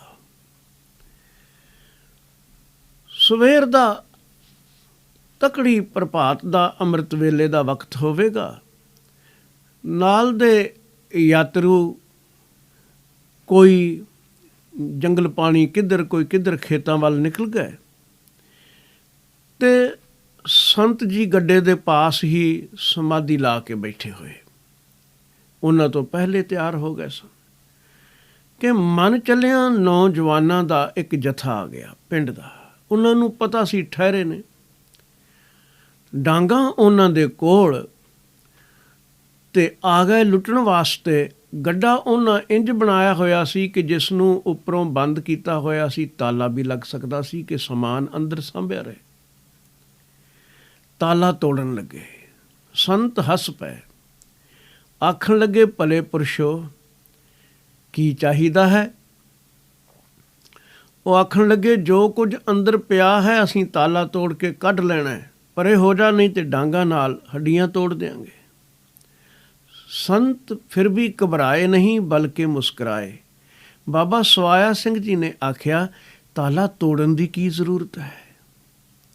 ਮੈਂ ਖੋਲ੍ਹ ਹੀ ਦਿੰਦਾ ਹਾਂ, ਕਿਉਂ ਖੇਚਲ ਕਰਦੇ ਹੋ ਤੋੜਨ ਦੀ? ਇਹ ਸਮਾਨ ਤਾਂ ਸੰਗਤ ਦਾ ਹੈ। ਜਿਨ੍ਹਾਂ ਪਾਸ ਸ਼ਰਧਾ ਹੁੰਦੀ ਏ ਉਹ ਦੇ ਜਾਂਦੇ ਨੇ, ਜਿਨ੍ਹਾਂ ਨੂੰ ਜ਼ਰੂਰਤ ਹੁੰਦੀ ਏ ਇੱਥੋਂ ਲੈ ਜਾਏ। ਤੁਹਾਨੂੰ ਜ਼ਰੂਰ ਜ਼ਰੂਰਤ ਹੋਵੇਗੀ, ਮੈਂ ਖੋਲ੍ਹ ਦੇਣਾ ਤਾਲਾ, ਅਤੇ ਤੁਸੀਂ ਆਪਣੀ ਮਰਜ਼ੀ ਨਾਲ ਜੋ ਚਾਹੀਦਾ ਲੈ ਜਾਓ। ਇਹ ਤਾਂ ਬਾਬੇ ਨਾਨਕ ਦਾ ਦਰ ਹੈ, ਇੱਥੇ ਤਾਲੇ ਤੋੜਨ ਦੀ ਜ਼ਰੂਰਤ ਨਹੀਂ। ਕਹਿੰਦੇ ਨੇ ਉਹਨਾਂ ਨੂੰ ਫਿਰ ਵੀ ਲੱਜਾ ਨਾ ਆਈ। ਸਮਾਨ ਲੁੱਟ ਕੇ ਉਹ ਨੌਜਵਾਨ ਲੈ ਗਏ। ਜਦੋਂ ਉਹ ਲੈ ਕੇ ਚਲੇ ਗਏ, ਸੰਤਾਂ ਨੇ ਤਾਲਾ ਆਪ ਖੋਲ੍ਹ ਦਿੱਤਾ, ਦੁਆਰ ਖੋਲ੍ਹ ਦਿੱਤਾ, ਡੋਰ ਖੋਲ੍ਹ ਦਿੱਤੀ ਉਸ ਗੱਡੇ ਦੀ ਜੋ ਕੋਠੜੀ ਨੁਮਾ ਬਣਿਆ ਹੋਇਆ ਸੀ। ਸਮਾਨ ਲੈ ਕੇ ਇਹ ਚਲੇ ਗਏ। ਹੌਲੀ ਹੌਲੀ ਬਾਹਰ ਜੰਗਲ ਪਾਣੀ ਗਏ ਹੋਏ ਪ੍ਰਾਣੀ ਵੀ ਵਾਪਸ ਆਉਣੇ ਸ਼ੁਰੂ ਹੋ ਗਏ। ਦੇਖਿਆ ਗੱਡਾ ਖਾਲੀ। ਜਿਨ੍ਹਾਂ ਸਾਧੂ ਅਖਵਾਉਣ ਵਾਲਿਆਂ ਨੇ ਸਮਾਨ ਰੱਖਿਆ ਹੋਇਆ ਸੀ ਗੱਡੇ 'ਤੇ, ਉਹ ਵੀ ਪੁੱਛਣ ਲੱਗ ਪਏ, ਬਾਬਾ ਸਵਾਇਆ ਸਿੰਘ ਜੀ ਹੋਇਆ ਕੀ ਹੈ, ਸਾਡਾ ਸਮਾਨ ਕਿੱਥੇ ਗਿਆ? ਸੰਤ ਆਖਣ ਲੱਗੇ, ਭਾਈ ਕੋਈ ਲੋੜਵੰਦ ਆਏ ਸਨ, ਲੈ ਗਏ। ਉਹ ਲੁੱਟਣਾ ਚਾਹੁੰਦੇ ਸਨ। ਮੈਂ ਆਖਿਆ ਮੈਂ ਖੋਲ੍ਹ ਦੇਣਾ। ਇੱਥੇ ਦੇਣ ਕੋਈ ਆਵੇ ਤਾਂ ਵੀ ਜੀ ਆਇਆ, ਇੱਥੋਂ ਕੋਈ ਲੈਣ ਆਵੇ ਤਾਂ ਵੀ ਜੀ ਆਇਆ। ਦਾਤਾਂ ਦਾਤੇ ਦੀਆਂ ਨੇ। ਪਰ ਇਹ ਗੱਲ ਜਿਨ੍ਹਾਂ ਦਾ ਸਮਾਨ ਬਾਕੀ ਸਾਧੂਆਂ ਦਾ ਸੀ, ਉਹਨਾਂ ਨੂੰ ਹਜ਼ਮ ਨਾ ਹੋਈ। ਸਮਾਨ ਨਾਲ ਜ਼ਰੂਰ ਮੋਹ ਸੀ। ਉਹ ਇਕੱਠੇ ਹੋ ਕੇ ਨਗਰ ਵਿੱਚ ਚਲੇ ਗਏ ਤੇ ਖੋਜ ਕੱਢ ਲਈ ਕਿ ਕਿਹਨਾਂ ਦੇ ਘਰ ਉਹ ਸਮਾਨ ਪੁੱਜਾ ਹੈ। ਤੇ ਉਹ ਸਾਰੇ ਨੌਜਵਾਨ ਉੱਥੇ ਬੈਠੇ ਕੁਝ ਸ਼ੱਕ ਛਕਾ ਰਹੇ ਸਨ।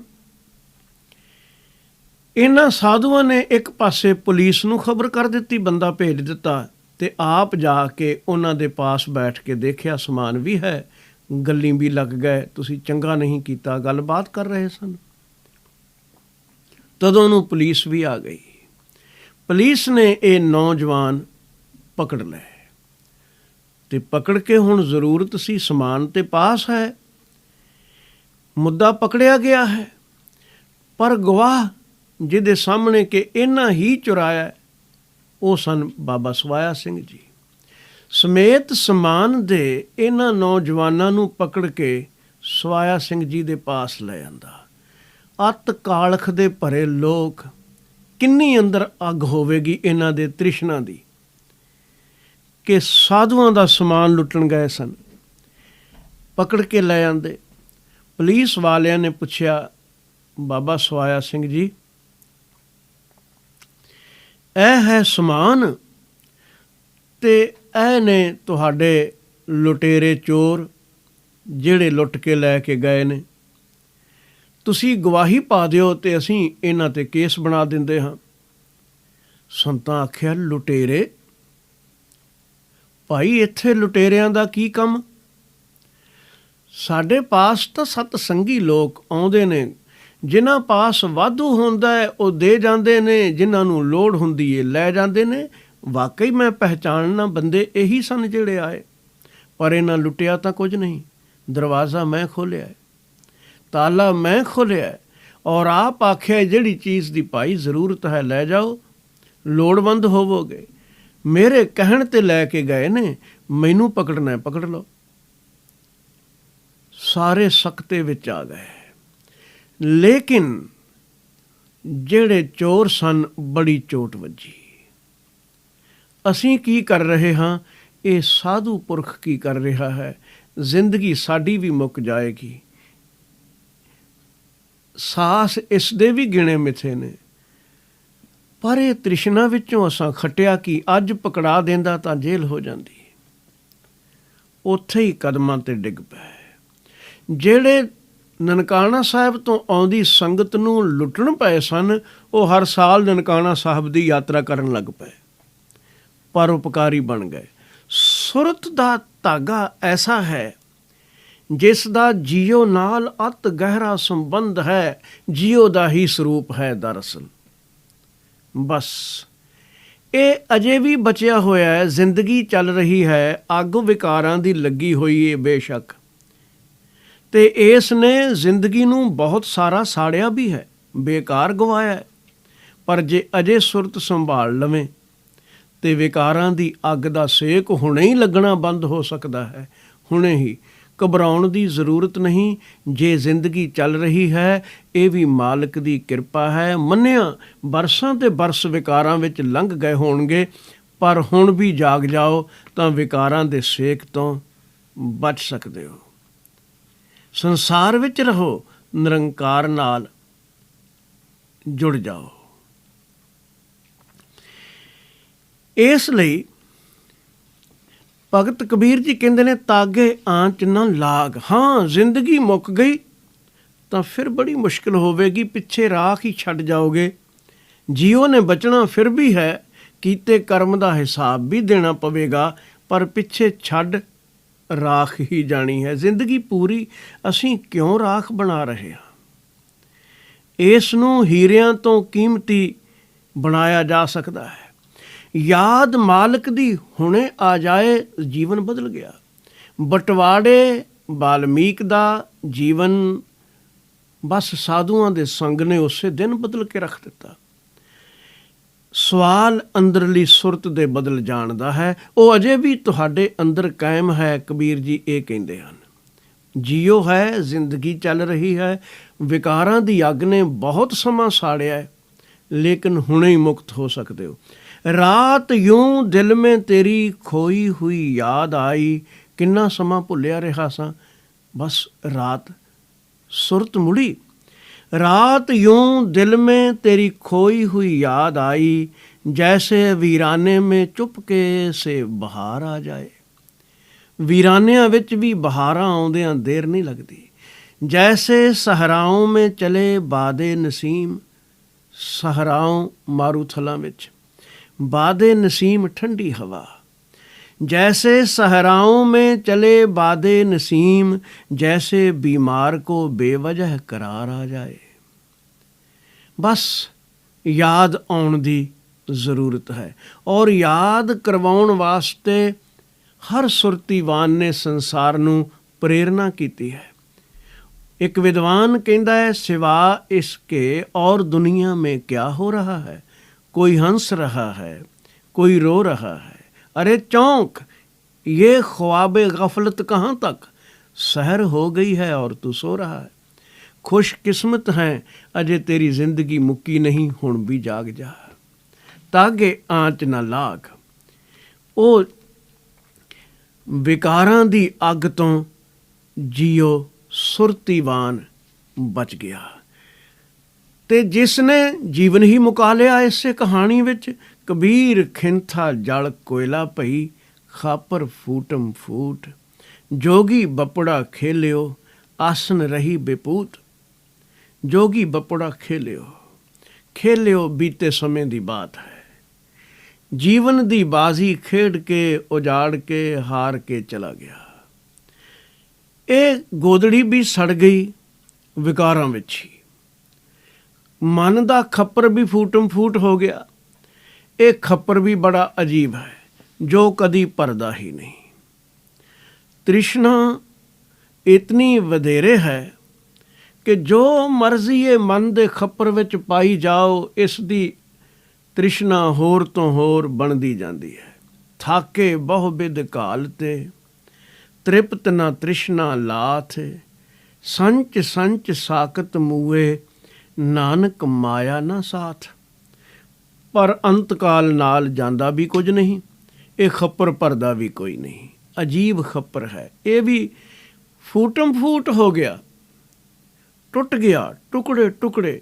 ਔਰ ਤੁਸੀਂ ਗੌਰ ਨਾਲ ਮਨ ਨੂੰ ਦੇਖੋਗੇ, ਟੁਕੜੇ ਟੁਕੜੇ ਹੋਇਆ ਹੋਇਆ ਹੈ।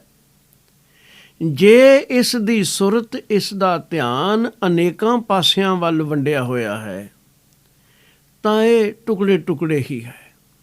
ਐਨਰਜੀ ਬੜੀ ਮਾਲਕ ਨੇ ਇਸ ਵਿੱਚ ਰੱਖੀ ਸੀ, ਲੇਕਿਨ ਇਸ ਨੂੰ ਅਸੀਂ ਖਿੰਡਾ ਲਿਆ ਹੈ। ਐਨਰਜੀ ਖਿੰਡ ਜਾਏ, ਪਾਵਰ ਘਟ ਜਾਂਦੀ ਹੈ।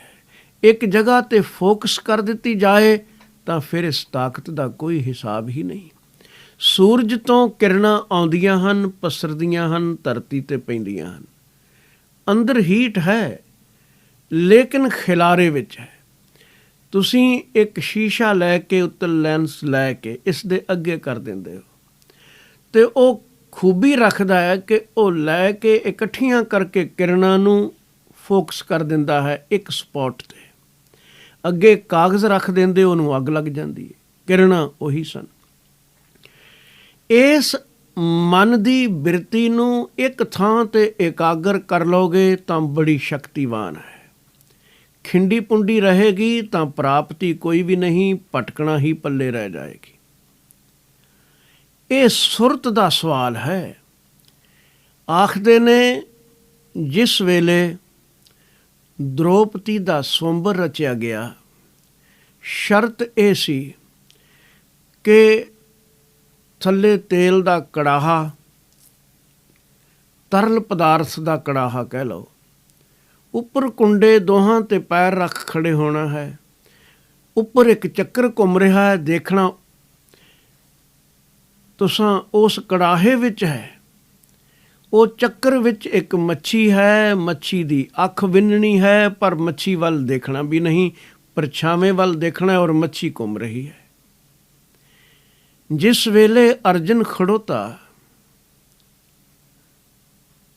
ਤਾਂ ਉਸ ਵੇਲੇ ਯੁਧਿਸ਼ਟਰ ਨੇ ਅਰਜਨ ਨੂੰ ਇੱਕ ਸਵਾਲ ਕੀਤਾ, ਤੀਰ ਚਲਾਉਣ ਤੋਂ ਪਹਿਲੇ ਮੈਂ ਤੈਨੂੰ ਇੱਕ ਪ੍ਰਸ਼ਨ ਪੁੱਛਣਾ ਚਾਹੁੰਦਾ। ਜੀ ਗੁਰੂਦੇਵ, ਹੁਕਮ ਕਰੋ, ਦੱਸ ਤੈਨੂੰ ਦਿਸਦਾ ਕੀ ਹੈ ਇਸ ਵੇਲੇ? ਉਸਨੇ ਆਖਿਆ, ਅੱਖ। ਉਸਤਾਦ ਨੇ ਆਖਿਆ, ਤੀਰ ਚਲਾ ਦੇ, ਠੀਕ ਲੱਗੇਗਾ। ਸੁਰਤੀ ਫੋਕਸ ਹੋ ਗਈ ਹੈ ਅੱਖ 'ਤੇ, ਦਰਵਾਜ਼ੇ ਖੁੱਲ੍ਹ ਜਾਣਗੇ। ਇਹ ਮਨ ਅਸੀਂ ਟੁਕੜੇ ਟੁਕੜੇ ਕੀਤਾ ਹੋਇਆ। ਕਦੀ ਸ਼ੋਹਰਤ ਵੱਲ ਭੱਜਦੇ ਹਾਂ, ਕਦੀ ਪਦਾਰਥਾਂ ਵੱਲ ਦੌੜਦੇ ਹਾਂ, ਕਦੀ ਦੌਲਤ ਵੱਲ, ਕਦੀ ਵਿਕਾਰਾਂ ਵੱਲ, ਅਤੇ ਜਿਹੜਾ 4 ਚੁਫੇਰੇ ਦੌੜੇ ਉਹ ਪਹੁੰਚਦਾ ਕਿਤੇ ਵੀ ਨਹੀਂ। ਇਹ ਖੱਪਰ ਭਰਦਾ ਹੀ ਨਹੀਂ। ਭਾਈ ਸਾਹਿਬ ਭਾਈ ਗੁਰਦਾਸ ਜੀ ਨੇ ਲਿਖਿਆ ਹੈ, ਉਹ ਕਹਿੰਦੇ ਨੇ, ਅੱਖੀਂ ਵੇਖ ਨਾ ਰੱਜੀਆਂ ਬਹੁ ਰੰਗ ਤਮਾਸ਼ੇ, ਇਸ ਦਰਵਾਜ਼ਿਓਂ ਭਰਨਾ ਚਾਹਿਆ ਨਾ ਭਰਿਆ। ਉਸਤਤ ਨਿੰਦਾ ਕੰਨ ਸੁਣ ਰੋਵਨ ਤੇ ਹਾਸੇ, ਸਾਦੀ ਜੀਭ ਨ ਰੱਜੀਆ ਕਰ ਭੋਗ ਬਿਲਾਸੇ, ਨੱਕ ਨ ਰੱਜਾ ਵਾਸ ਲੈ ਦੁਰਗੰਧ ਸੁਵਾਸੇ, ਰੱਜ ਨ ਕੋਈ ਜੀਵਿਆ ਕੂੜੇ ਪਰਵਾਸੇ, ਪੀਰ ਮੁਰੀਦਾਂ ਪਿਰਹੜੀ ਸੱਚੀ ਰਹਿ ਰਾਸੇ। ਜਦੋਂ ਪੀਰ ਮੁਰੀਦ ਦਾ ਰਿਸ਼ਤਾ ਬਣ ਜਾਂਦਾ ਹੈ, ਫਿਰ ਸੁਰਤ ਇੱਕ ਪਾਸੇ ਹੈ, ਫਿਰ ਕਾਮਯਾਬੀਆਂ ਨੇ। ਨਹੀਂ ਤਾਂ ਇਹ ਇੰਦਰੀਆਂ ਰਾਹੀਂ ਮਨ ਨੂੰ ਕੋਈ ਭਰਨਾ ਚਾਹੇ, ਭਰਦਾ ਹੀ ਨਹੀਂ। ਇੰਦਰੇ ਵੀ ਅਸੰਤੁਸ਼ਟ ਰਹਿੰਦੇ ਨੇ, ਮਨ ਵੀ ਸੰਤੁਸ਼ਟ ਨਹੀਂ ਹੁੰਦਾ। ਇਹ ਖੱਪਰ ਫੂਟਮ ਫੂਟ ਹੋ ਗਿਆ ਹੈ, ਟੋਟੇ ਟੋਟੇ ਹੋ ਗਿਆ। ਬੇਅੰਤ ਵਾਸ਼ਨਾਵਾਂ ਦੇ ਪਿੱਛੇ ਦੌੜ ਭੱਜ ਕਰਦਾ ਫਿਰਦਾ ਹੈ, ਭਰਦਾ ਕਦੀ ਵੀ ਨਹੀਂ। ਕਬੀਰ ਖਿੰਥਾ ਜਲ ਕੋਇਲਾ ਪਈ, ਖਾਪਰ ਫੂਟਮ ਫੂਟ। ਤੇ ਹੁਣ ਹੋਇਆ ਕੀ ਹੈ? ਜੋਗੀ ਬਪੜਾ ਖੇਲਿਓ, ਆਸਨ ਰਹੀ ਵਿਭੂਤ। ਇਹ ਜੋਗੀ ਦੀ ਖੇਡ ਹੁਣ ਮੁੱਕ ਗਈ। ਆਖਰ ਖੇਡ ਦਾ ਸਮਾਂ ਮੁਕਰਰ ਹੈ। ਪਰਦੇਸੀ ਜੋ ਹੋਇਆ, ਮਿਲਿਆ ਵੀਜ਼ਾ, ਜਿੰਨੇ ਚਿਰ ਦਾ ਉਨੀ ਦੇਰ ਠਹਿਰਨਾ ਹੈ। ਇਸ ਕਾਇਆ ਵਿੱਚ ਬਾਜੀ ਖੇਡ ਕੇ ਚਲਾ ਗਿਆ, ਮਨ ਵੀ ਟੁਕੜੇ ਟੁਕੜੇ ਤ੍ਰਿਸ਼ਨਾਵਾਂ ਨਾਲ ਭਰਿਆ ਕੋਈ ਨਾ। ਕਾਇਆ ਦੀ ਗੋਦੜੀ ਵਿਕਾਰਾਂ ਵਿੱਚ ਬਰਬਾਦ ਕਰ ਲਈ ਤੇ ਪਿੱਛੇ ਰਹਿ ਗਈ ਖੇ ਖੁਆਰੀ, ਸਵਾਹ ਪਈ ਰਹਿ ਗਈ। ਜੀਵਨ ਦੀ ਬਾਜੀ ਅਗਰ ਇਸੇ ਤਰ੍ਹਾਂ ਮੁੱਕ ਗਈ ਤਾਂ ਫਿਰ ਰਾਖ ਹੀ ਰਾਖ ਹੈ। ਅਜੇ ਸਾਡਾ ਜੀਵਨ ਚੱਲ ਰਿਹਾ ਹੈ, ਹੁਣ ਸੰਭਲ ਜਾਈਏ, ਹੁਣ ਹੀ ਸਭ ਕੁਝ ਠੀਕ ਹੋ ਸਕਦਾ ਹੈ। ਸੁਰਤ ਦੀ ਬਾਤ ਹੈ। ਕਬੀਰ ਥੋੜ੍ਹੈ ਜਲ ਮਾਛੁਲੀ, ਝੀਵਰ ਮੇਲਿਓ ਜਾਲ, ਇਹ ਟੋਗਨੇ ਨਾ ਛੂਟ ਸੈਂ, ਫਿਰ ਕਰ ਸਮੁੰਦ ਸੰਭਾਲ।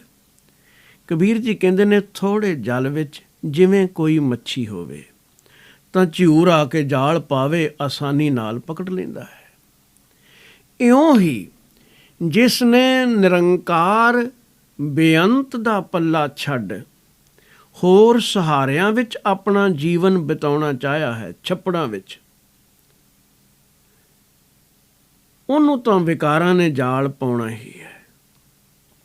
ਫਿਰ ਜਾਲ ਤੋਂ ਬਚ ਨਾ ਸਕੇਗੀ। ਇਹ ਟੋਗਨੇ ਨਾ ਛੂਟ ਸੈ। ਇਸ ਟੋਏ ਵਿੱਚ ਰਹਿ ਕੇ, ਮੋਹ ਮਾਇਆ ਦੇ ਟੋਇਆਂ ਵਿੱਚ ਰਹਿ ਕੇ, ਚੀਵਰ ਦੇ ਜਾਲ ਤੋਂ ਬਚ ਨਾ ਸਕੇਗੀ। ਇਹਨਾਂ ਭੋਗ ਪਦਾਰਥਾਂ ਨੂੰ, ਜਿਨ੍ਹਾਂ ਨੂੰ ਤੂੰ ਆਸਰਾ ਬਣਾਇਆ ਹੈ, ਵਿਕਾਰਾਂ ਨੇ ਮਾਰ ਤੈਨੂੰ ਮਾਰਨੀ ਹੈ। ਇਹ ਹੋਛੇ ਆਸਰੇ ਛੱਡ, ਫਿਰ ਕਰ ਸਮੁੰਦ ਸੰਭਾਲ।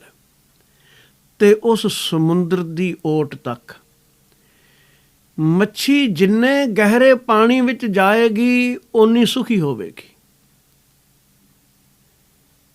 ਜਿੰਨੇ ਉਥਲੇ ਪਾਣੀ ਵਿੱਚ ਰਹੇਗੀ ਉਹਨੇ ਖਤਰੇ ਵਧੇਰੇ ਨੇ। ਇਸ ਲਈ ਸਮੁੰਦਰ ਦੀਆਂ ਗਹਿਰਾਈਆਂ ਵੱਲ ਨੂੰ ਮੱਛੀ ਚੱਲੀ ਜਾਂਦੀ ਹੈ, ਸ਼ਾਇਦ ਅਗਾਂਹ ਹੋਰ ਵੱਧ ਹੋਵੇ।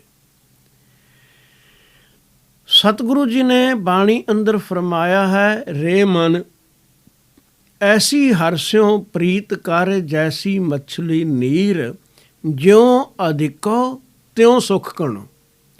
ਜਿੰਨਾ ਪਾਣੀ ਵਧੇਰੇ ਓਨਾ ਸੁੱਖ ਵੱਧ, ਮਨ ਤਨ ਸ਼ਾਂਤ ਸਰੀਰ। ਤੂੰ ਉਸ ਗਹਿਰਾਈ ਦੇ ਮਾਲਕ ਨਾਲ ਜੁੜ, ਨਹੀਂ ਤੇ ਝਿਉਰਾਂ ਜਾਲ ਪਾ ਹੀ ਲੈਣਾ ਹੈ। ਇਹ ਵਿਕਾਰਾਂ ਨੇ ਤੈਨੂੰ ਘੇਰ ਹੀ ਲੈਣਾ ਹੈ। ਗਹਿਰਾਈ ਵਿੱਚ ਉਤਰ। ਇਹ ਗਹਿਰਾਈ ਵੀ ਕਿਧਰੇ ਬਾਹਰ ਦੇ ਸਮੁੰਦਰ ਵਿੱਚ ਨਹੀਂ, ਆਪਣੇ ਅੰਦਰ ਉਤਰੇ ਪ੍ਰਮਾਤਮਾ ਦਾ ਸਮੁੰਦਰ ਹੈ। ਜਿੰਨਾ ਕੋਈ ਗਹਿਰਾ ਉਤਰ ਜਾਂਦਾ ਹੈ, ਟਿਕਾ ਵਿੱਚ ਲੀਨ ਹੋ ਜਾਂਦਾ ਹੈ, ਵਿਕਾਰਾਂ ਤੋਂ ਬਚ ਜਾਂਦਾ ਹੈ। ਉਸ ਸਮੁੰਦਰ ਨੂੰ ਯਾਦ ਕਰ, ਤੈਨੂੰ ਚੇਤਾ ਆ ਜਾਏ, ਮਾਲਕ ਨਾਲ ਜੁੜ। ਕਬੀਰ ਸਮੁੰਦ ਨ ਛੋਡੀਐ, ਜੋ ਅਤਿ ਖਾਰੋ ਹੋਏ। ਪੋਖਰ ਪੋਖਰ ਢੂੰਡ ਤੇ ਭਲੋ ਨ ਕਹਿ ਹੈ ਕੋਏ। ਇੱਕ ਗੱਲ ਯਾਦ ਰਹੇ ਕਿ ਸਮੁੰਦਰ ਦਾ ਪਾਣੀ ਖਾਰਾ ਹੁੰਦਾ ਹੈ। ਮਿਸਾਲਾਂ ਸੰਸਾਰ ਦੀਆਂ ਹੀ ਦੇਣੀਆਂ ਪੈਂਦੀਆਂ ਹਨ।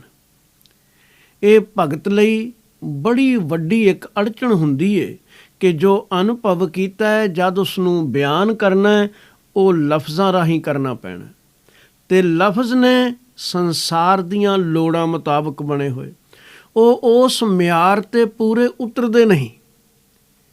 ਇਸ ਲਈ ਭਗਤ ਬਾਰ-ਬਾਰ ਆਖਦੇ ਨੇ, ਜੋ ਕੁਝ ਮੈਂ ਕਹਿ ਰਿਹਾ ਇਹ ਕੇਵਲ ਇਸ਼ਾਰਾ ਹੈ, ਪੂਰਾ ਬਿਆਨ ਨਹੀਂ। ਇਸ਼ਾਰੇ ਨੂੰ ਸਮਝ ਕੇ ਟੁਬਕੀ ਆਪ ਹੀ ਲਾਉਣੀ ਪਵੇਗੀ। ਹੁਣ ਮਨੁੱਖ ਆਪਣੇ ਅੰਦਰ ਜਾਣ ਤੋਂ ਘਬਰਾਉਂਦਾ ਹੈ। ਰੱਬ ਰੂਪੀ ਸਮੁੰਦਰ ਵਿੱਚ ਟੁਬਕੀ ਸਾਡੀ ਲੱਗਦੀ ਕਿਉਂ ਨਹੀਂ? ਇਹ ਕਿਧਰੇ ਬਾਹਰ ਟੁਬਕੀ ਲਾਉਣ ਨਹੀਂ ਜਾਣਾ। ਇਸ ਮੱਛੀ ਨੇ, ਇਸ ਜਿੰਦ ਨੇ, ਆਪਣੇ ਅੰਦਰ ਹੀ ਇੱਕ ਸਮੁੰਦਰ ਹੈ ਜਿਸ ਵਿੱਚ ਉਤਰਨਾ ਹੈ। ਲੇਕਿਨ ਆਪਣੇ ਅੰਦਰ ਉਤਰਨ ਤੋਂ ਮਨੁੱਖ ਨੂੰ ਘਬਰਾਹਟ ਕੀ ਹੈ ਕਿ ਇਹ ਉਤਰਦਾ ਨਹੀਂ, ਬਾਹਰ ਦੌੜਿਆ ਫਿਰਦਾ ਹੈ। ਘਬਰਾਹਟ ਦਾ ਕਾਰਨ ਹੈ, ਬਾਹਰ ਦਾ ਸਮੁੰਦਰ ਜਿਵੇਂ ਖਾਰਾ ਹੁੰਦਾ ਹੈ ਨਾ, ਤੇ ਉਹ ਨਮਕ ਕੱਟਦਾ ਹੈ। ਇਸੇ ਤਰ੍ਹਾਂ ਜਦੋਂ ਅਸੀਂ ਆਪਣੇ ਅੰਦਰ ਉਤਰਨ ਲੱਗਦੇ ਹਾਂ, ਤੇ ਸਭ ਤੋਂ ਪਹਿਲਾਂ ਸਾਨੂੰ ਆਪਣੇ ਔਗਣਾਂ ਦੀ ਤਸਵੀਰ ਸਾਹਮਣੇ ਆ ਜਾਂਦੀ ਹੈ। ਬੜਾ ਲੂਣ ਘੋਲਿਆ ਹੋਇਆ ਹੈ ਅਸੀਂ। ਪਰਮਾਤਮਾ ਤਾਂ ਖਾਰਾ ਸਮੁੰਦਰ ਨਹੀਂ, ਮਿੱਠਾ ਹੀ ਹੈ।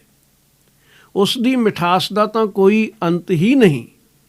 ਹਰ ਮਿੱਠਾ ਪਦਾਰਥ ਪਰਮਾਤਮਾ ਦੀ ਮਿਠਾਸ ਦੇ ਸਾਹਮਣੇ ਫਿੱਕਾ ਹੈ। ਬਾਬਾ ਫਰੀਦ ਜੀ ਨੇ ਆਖਿਆ, ਫਰੀਦਾ ਸ਼ੱਕਰ, ਖੰਡ, ਨਿਵਾਤ, ਗੁੜ। ਭਾਵੇਂ ਸ਼ੱਕਰ ਹੈ, ਖੰਡ ਹੈ, ਮਿਸ਼ਰੀ ਹੈ, ਗੁੜ ਹੈ, ਮਾਖਿਓਂ ਸ਼ਹਿਦ ਹੈ, ਮਾਂਝਾ ਦੁੱਧ ਹੈ, ਕੁਝ ਹੋਵੇ। ਮਾਖਿਓਂ ਮਾਂਝਾ ਦੁੱਧ ਸਭੇ ਵਸਤੂ ਮਿੱਠੀਆਂ, ਰੱਬ ਨਾ ਪੁੱਜਣ ਤੁਧ। ਮੈਂ ਮੰਨਣਾ ਸੰਸਾਰ ਵਿੱਚ ਇਹ ਚੀਜ਼ਾਂ ਮਿੱਠੀਆਂ ਨੇ, ਪਰ ਰੱਬ ਦੇ ਮੁਕਾਬਲੇ ਤਾਂ ਨਹੀਂ। ਪਰਮਾਤਮਾ ਗਹਿਰਾ ਸਮੁੰਦਰ ਹੈ ਵੀ ਮਿੱਠਾ। ਪਰ ਕਬੀਰ ਜੀ ਕਹਿੰਦੇ ਨੇ, ਖਾਰਾ ਵੀ ਸਮੁੰਦਰ ਹੋਵੇ ਤਾਂ ਵੀ ਮੱਛੀ ਛੱਡਦੀ ਥੋੜ੍ਹੀ ਹੈ।